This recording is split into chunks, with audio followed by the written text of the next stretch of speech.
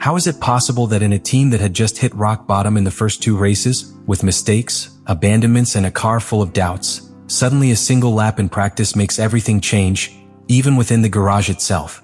Because what Oscar Piastri did in Suzuka was not simply setting the best time, it was sending a direct message to McLaren, to Andrea, Stella, and especially to Lando Norris. A message that says that the car does have real potential. A message that breaks the crisis narrative. And a message that, without many noticing it yet, can completely change the hierarchy within the team. The big question is, are we facing the beginning of McLaren's reaction, or the beginning of an internal battle that no one expected?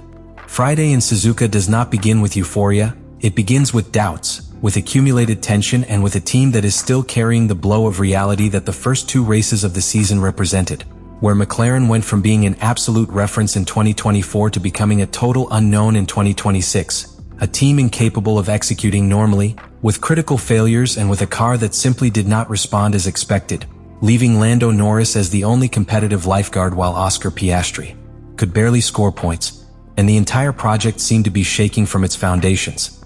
Andrea Stella had recognized it bluntly, speaking of a difficult moment for its drivers, a statement that not only reflects results, but the internal state of a team that knows that it has lost control of its narrative, that has gone from dominating to reacting. And that in Formula 1 is a clear warning sign, because when you start to react instead of anticipating, you are already 1 step behind the rest, especially in a context where Mercedes had been showing clear solidity since the start of the weekend in Suzuka, setting the pace from the FP1 and leaving McLaren in a chasing position. And this is where the figure of Lando Norris becomes key, because he arrives in Japan with a double burden, on the one hand being the driver who has sustained the team in the midst of chaos, the one who has managed to rescue points when everything failed, but on the other hand being also the internal reference, the point of comparison, the driver who marks the baseline on which absolutely everything within the garage is measured, which means that any change in the car's performance not only affects the team but directly affects its position within it.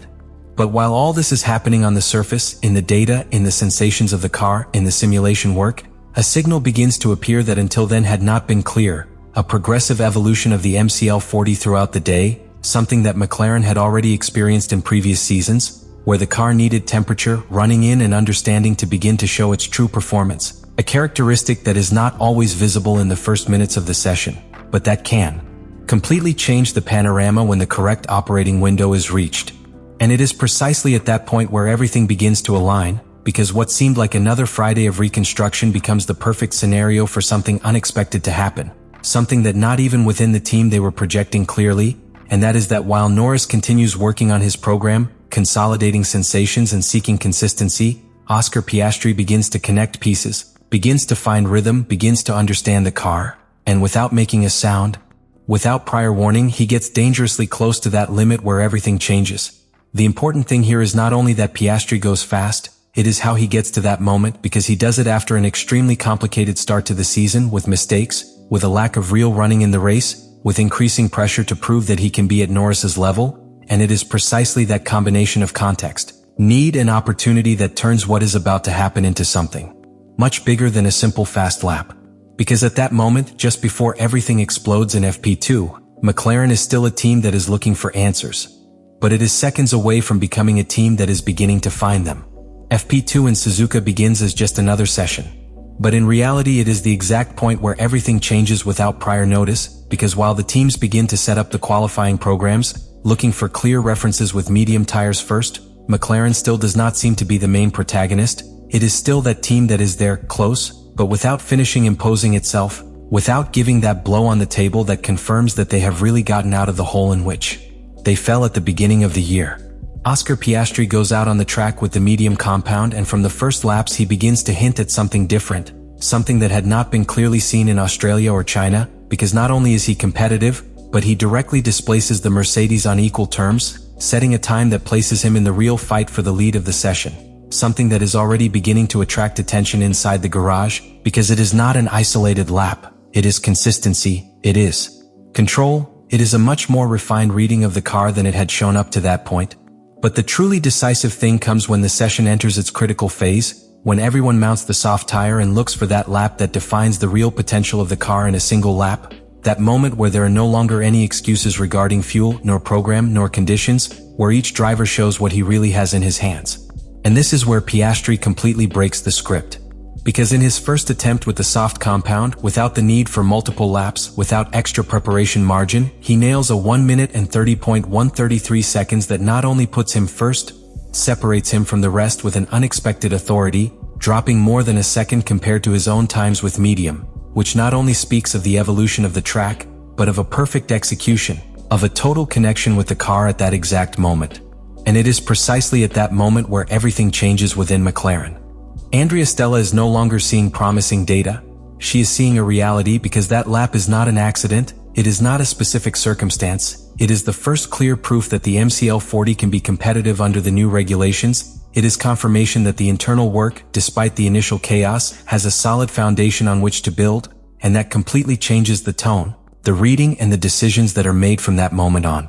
But even stronger is the impact on Lando Norris. Because he is on the track, he is experiencing that session from the inside, and he sees how his teammate, under equal conditions, finds a level of performance that until that moment no one within the team had managed to consolidate, and that generates an immediate reaction, not only of surprise but of mental adjustment, because Norris understands perfectly what that lap means. It means that the car is no longer a limitation. It means the margin is now on the pilot. And it means that the season has just changed scenery. What until then was a fight to survive, to minimize damage, to rescue points, becomes a real opportunity to compete at the front.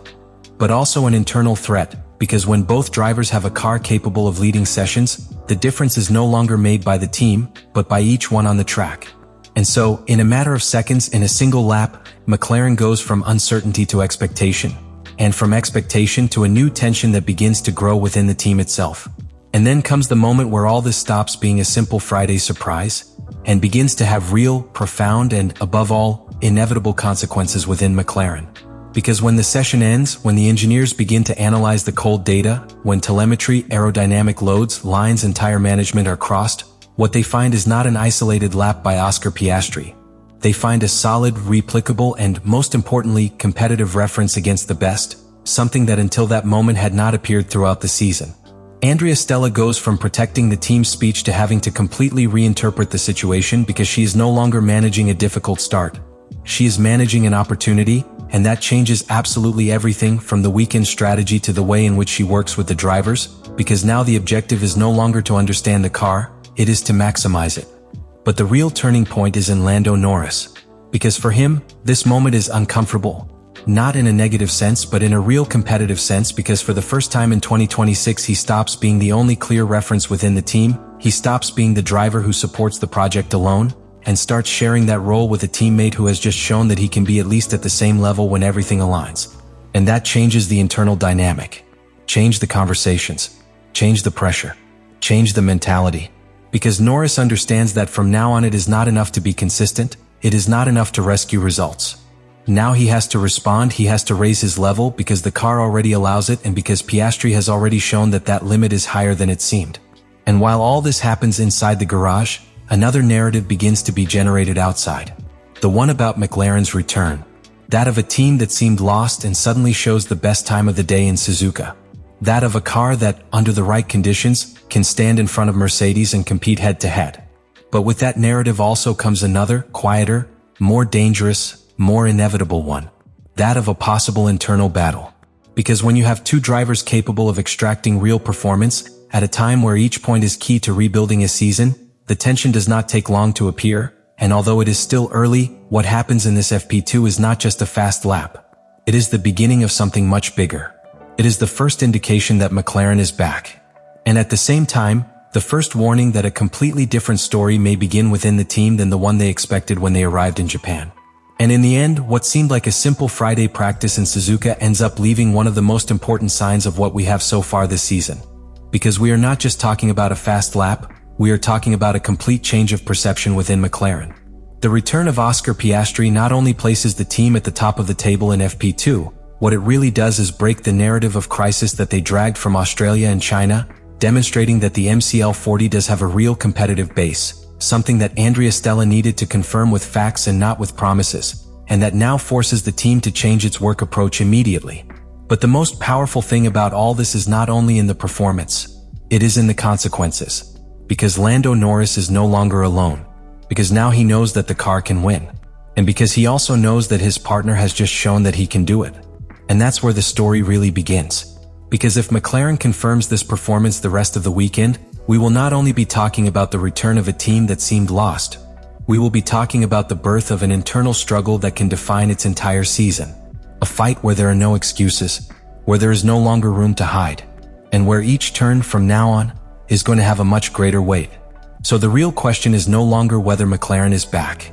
The real question is, who is going to lead this new stage within the team? Let me know in the comments what you think about all this.